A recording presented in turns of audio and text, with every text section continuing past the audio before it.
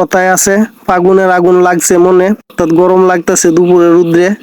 সবাই মিলে স্থির করলাম কি করা যায়, গোসল করব পুকুরে গিয়া। শাহ আলম কাকু আমার সাথে মতামত প্রকাশ করলো যে হ্যাঁ কাকু যাই গিয়ে গোসল করি গে।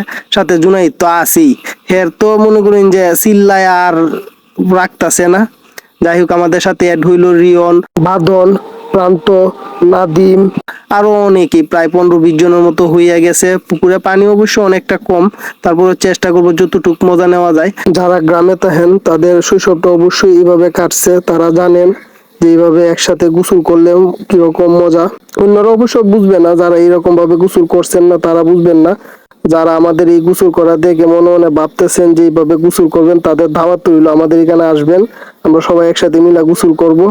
আনন্দের চুটে কে কি করতেছে, কেউ লাফ মারতেছে, কেউ দৌড় ঝাঁপ, যার যা মন চায় তাই করতেছে। পানি কম, যাই মজা নেওয়া যায়, সকলেই আমাদের জন্য